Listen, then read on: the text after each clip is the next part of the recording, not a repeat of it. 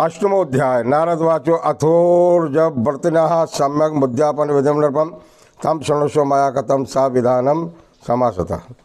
नारद जी बोले कि हे राजन, इसके बाद अब मैं कार्तिक व्रत करने वाले को उद्यापन की विधि भली भांति बताता हूँ। उसे तुम विधान सहित संक्षेप से सुनो। व्रत पूर्ण होने का जो फल है उसे पाने और विष्णु भगवान की प्रसन्नता के लिए कार्तिक शुक्ल पक्ष की चतुर्दशी के दिन व्रत का उद्यापन करना चाहिए।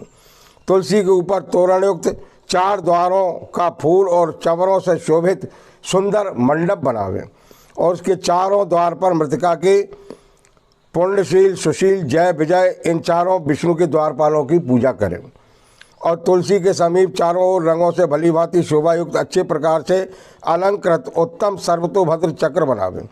उसके ऊपर पंचरत्न युक्त और श्रीफल से शोभित शुभ कलश स्थापन करें। फिर उसके कलश पर शंख गदा को धारण किए हुए पीले रेशमी वस्त्रों को पहने हुए लक्ष्मी सहित देव देवेश भगवान विष्णु की पूजा करें। व्रती पुरुष मंडल में इंद्रादि लोकपालों की पूजा करें। द्वादशी को भगवान जागे और त्रयोदशी को दिन देवताओं के द्वारा देखे गए। चतुर्दशी को पूजित हुए। अतएव चतुर्दशी तिथि को शांत और सावधान मन हो भक्ति से व्रत करें। गुरु की आज्ञा लेकर देव देवेश श्री भगवान की स्वर्ण प्रतिमा बना करके नाना प्रकार के भोजन युक्त षोडश उपचार से भगवान का पूजन करें। रात्रि में गीत वाद्य और मंगल आदि जागरण करें। प्रातः होने पर मनुष्य नित्य क्रिया अर्थात स्नान, ध्यान, संध्योपासन आदि करे।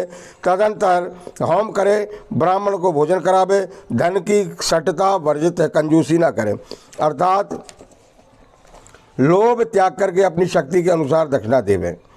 हे राजन, जिसने इस प्रकार वैकुंठ चतुर्दशी का व्रत किया वह मनुष्य इस चतुर्दशी के व्रतमास से ही वैकुंठ को प्राप्त हो जाता है। वैकुंठ चतुर्दशी का महत्व सैकड़ों वर्ष में देवता और शेषनाग भी कहने में समर्थ नहीं।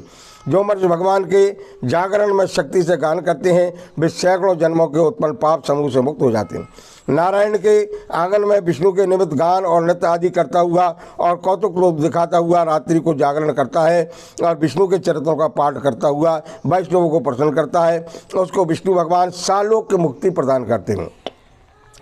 जो मुख से बाजा बजाता और स्वेच्छा लाभ अर्थात वृथा बकवाद को त्याग देता है, इन भावों से जो प्राणी हरि का जागरण करता है दिन दिन उसका पुण्य कोटि तीर्थ के समान कहा जाता है। पूर्णमासी को पत्नी सहित उत्तम 30 ब्राह्मणों को भोजन करावे अथवा एक को अपनी शक्ति के अनुसार न्योता दे, क्योंकि विष्णु वर देकर के मत स्वरूप हुए थे। सो इसमें दिया और होम किया हुआ तथा जप किया हुआ अक्षय पुण्य फल को प्रदान करता है। इसी से व्रती उन ब्राह्मणों को खीर आदि अन्न का भोजन करावे। अतो देवा इत्यादि 2 ऋचाओं से तिल और खीर का हवन करें। देव जो विष्णु हैं उनकी तथा देवताओं के पृथक पृथक यथाशक्ति दक्षिणा दे और उनको प्रणाम करें। तदंतर फिर पुरुष भगवान की पूजा करके देवताओं तथा तुलसी और कपिला गौ का पूजन करें।